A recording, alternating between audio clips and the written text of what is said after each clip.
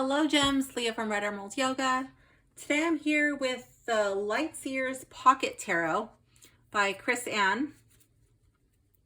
So this is a deck that I got through my Hay House Card Deck Club. I already did an unboxing on this, so if you want to look for that one, you can. I'll leave the link in the description.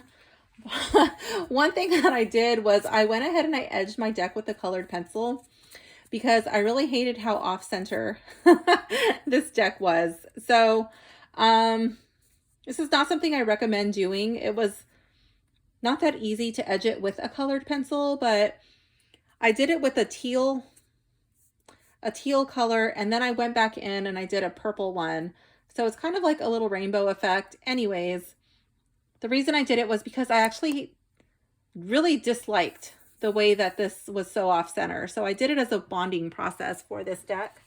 I have the full size Light Seers Tarot, which I really like. I find that this is a deck that works great for relationship readings for me. It's one of my go-to decks for relationship readings.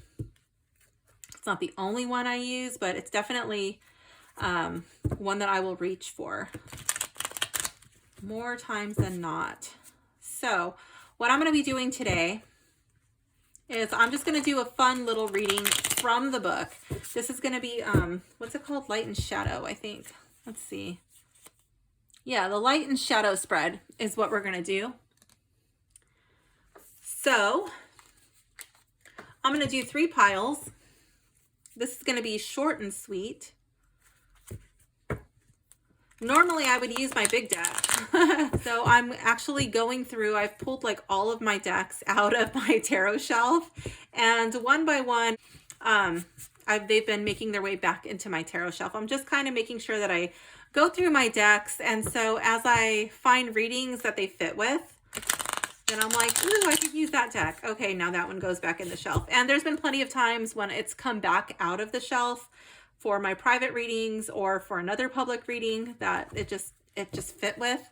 So anyways, I've been doing that for a while. So this is one of the decks that I want off of my table, and I want it to go back in the shelf. So I thought, you know what? I'm going to show off the edging that I did. I don't know if you guys got these really badly off-centered decks, but that's how I made peace with my deck. So anyways, one thing I do like about this pocket one is that it finally shuffles a little easier than the other one. The full-size one is finally starting to be a little easier to handle as far as shuffling, but it's still a little hard. These are a lot thinner. Okay, so let's get our 3 piles for Light and Shadow. Let's see. Okay, pile 1.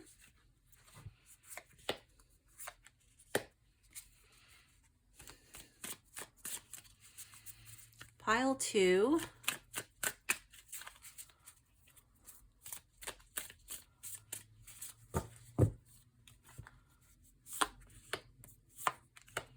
And last pile. Ooh, that one wanted to switch sides. Okay, that one wanted to do a little reversal. Let's see, pile 3.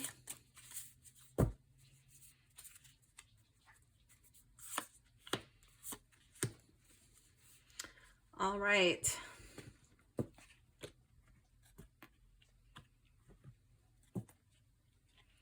Okay, go ahead and choose your pile 1, 2, or 3 and jump down to your timestamp below, and I'll see you in your reading. All right, hello pile 1. Welcome to your Light and Shadow reading. So let's see. So this is the Light and Shadow technique that will have you placing cards that they're upright and reversed. So card number 1 is the Light Seer position. Where is the greatest opportunity for light in this situation? Okay, so we're just going to flip that one around. That one's going to be the Light Seer. And then card 2 is the Shadow Seer. So that one's already coming up in the reverse. Okay, so where's the greatest opportunity for light in this situation? Here we have the 9 of Cups. To me, this is a gratitude card. Just really giving thanks for everything that you have. I love the body language here. The heart chakra is just open, and it really gives me Peter Pan vibes with the treasure chest. It reminds me of, what was the island? Was that Treasure Island? I don't know. I might be getting them confused. But anyways, where like Tink tells them, you know, or maybe it's Peter Pan, that they have to think happy thoughts and then they can fly. And I see this person probably jumping, but to me it reminds me of Peter Pan. And it's like, this is my happy place, and she's floating. There's also all of this water right here. Like she's actually underwater. So I feel like she's just overfilled, overjoyed with emotion. So what do you have that you can be grateful for? Where can you bring gratitude into this situation? And then the shadow seer, where's the greatest opportunity to heal shadow in this situation? Here we have the 10 of Cups in the reverse. And to me, this is like a family card. So I don't know if there's like an old family wound. This could be something from your childhood. This could be something related to your parents. Or this could even be you and your situation. Maybe it's an issue that's happening with your children or your spouse. But I really get the feeling that like this is home life. This is like home vibes. And if you live alone, then it would be like your immediate family. And if you don't talk to them, you know, like that would be an issue where, you know, you could find healing. Maybe you can offer forgiveness. And forgiveness is not saying like, oh, it's okay what you did to me. Everything's fine. Come over for some tea. It's like, you know what? I'm forgiving you because it's good for me. And you don't even have to speak to the person. You don't have to invite them over for tea. It's more about you. It's more about not holding on to anger and bitterness and fear. It's all about coming into this spaciousness, this freedom. So pile 1, that concludes your light and shadow reading. I hope you enjoyed it. Please comment below. Let me know what you thought about it. Let me know what you think about my my little kindergarten edging with my colored pencils and my off-centered deck. I'd love to hear your thoughts. Thank you for hanging out with me. I'll see you soon. Bye. Hello, pile 2. If you have selected pile 2, this is your reading. So this is what we're doing. We're going to be doing this light and shadow spread. So card number 1 is the light seer. So this is going to be in the upright position. And this is, where is the greatest opportunity for light in this situation? Ah, it's already in the upright. Okay, so here we have the World. To me, this is all about like completion, feeling satisfied. Yeah, it's like an ending, but also a new beginning. Like you're at the new beginning. All you've got to do is just step through the wreath. This is some sort of accomplishment, some sort of achievement you have leveled up in. See that as a big deal. Card 2, this is the shadow seer. Where is the greatest opportunity to heal shadow in this situation? Here we have the Page of Swords in the reverse. So for me, this card is all about moving on to a next chapter in your life. This very well could be related to graduation. Maybe it's like leaving behind old friends. Maybe it's coming into college. Maybe you're leaving high school behind. Maybe you're coming into college and you're having to leave your family behind. Maybe you're having to leave old friends behind, an old way of life, because you're starting this next chapter. And maybe that's really hard. You're like, oh, I don't want to leave them behind, or oh, I don't want to leave, you know, this thing that really connects me to home behind. But, you know, you're walking on this sword and, you know, she's not jumping. It's not crumbling behind her. She can still probably come back.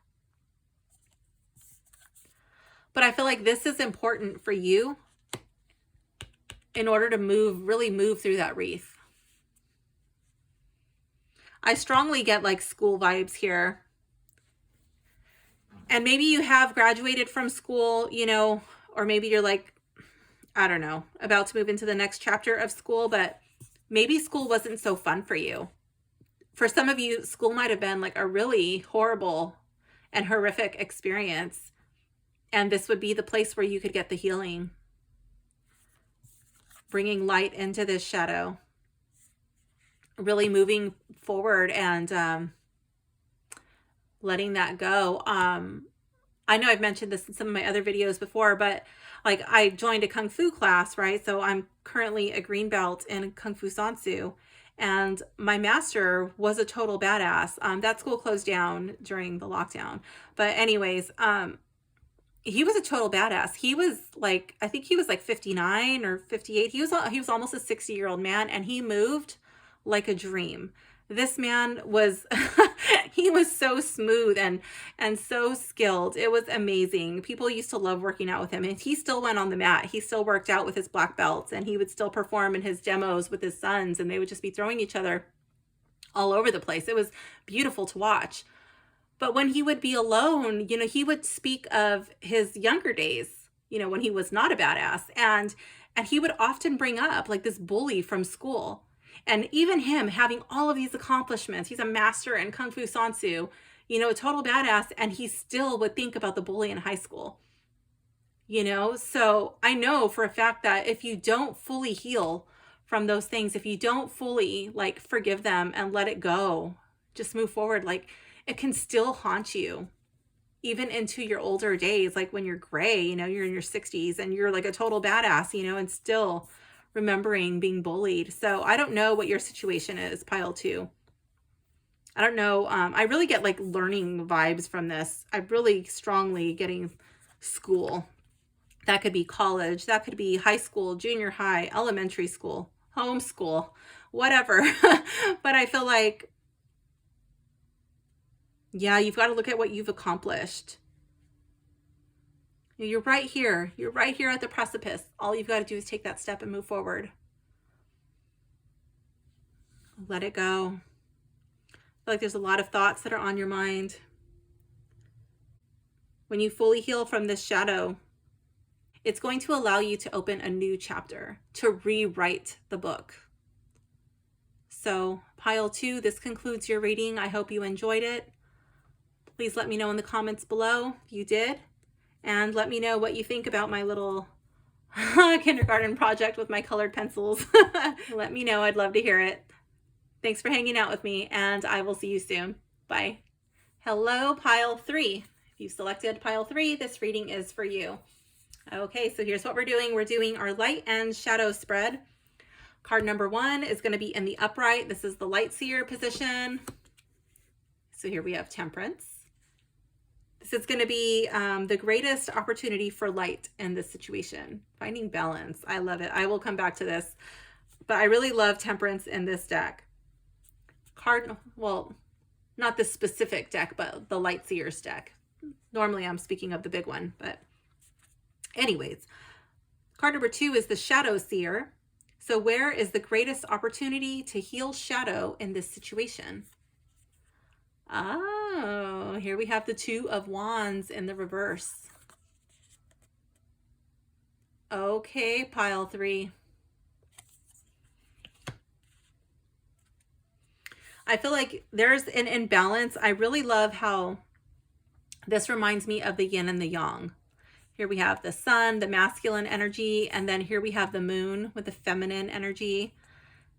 So we have our yin and our yang. And then I love how the angel is literally in work boots. Like this is an angel that's saying like, yes, I get it. You have to find balance. You have to find like a happy medium. You've got to find a compromise in some way. And I know it's so much harder than it sounds. He's literally in work boots. Like he knows it's hard work. This is not easy. And what does it say? Where is the greatest opportunity to heal shadow in this situation? The 2 of Wands in the reverse.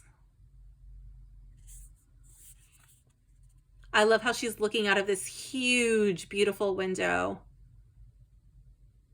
You know, she's got her globe there. She's got the little VW bus with the surfboard, you know, and I feel like these are like, to me, this is like broken promises that were made to you and you're waiting and then like the person never shows up. Or it was all lies and bullshit. Or these were like your hopes and dreams that you never got to see through to fruition. Things that just kind of got put on the back burner and never really got to play out in your life. I see these as your disappointments. And I feel like the greatest way for you to bring light into this situation, the greatest opportunity to heal this shadow is by letting it go. Maybe You're going out and you're actually doing something that you've always wanted to do. Maybe you don't need to wait for somebody. You know, I don't know. I'm a surfer. Maybe you don't need to wait for somebody to take you surfing. Go out, get your own damn surf instructor. Make it happen, you know. But maybe if it's a trip, you know, and you were supposed to go with a lover or whatever, like still go. Maybe your plans fell apart, and you know, I've heard of people who have taken themselves on their honeymoon. You know, they've taken themselves on the date. Their date got canceled. They're like, okay, instead of sitting at home and eating a tub of ice cream, I'm gonna go take myself out to dinner. Fine. You know, finding balance. Sometimes that's a little bit more of the yin. Like, I'm gonna calm down. I'm gonna, you know, maybe you need to quench the fire, but a lot of times in this situation, I feel like it's embracing some of that yang energy, embracing some of that fire, that spark, because that's what's lacking here. The wands, this is the suit of fire, you know, and it's like, light that match and make it happen. Don't just sit around waiting for somebody to make it happen for you. You have the tools to make your dream a reality. So pile 3, that concludes your reading. I hope you enjoyed it. Please comment, like, and subscribe if you did. And let me know what you think about my little art project with my colored pencils. And if this would bother you, if this is how you received your deck. Well, this one actually doesn't look so bad. What?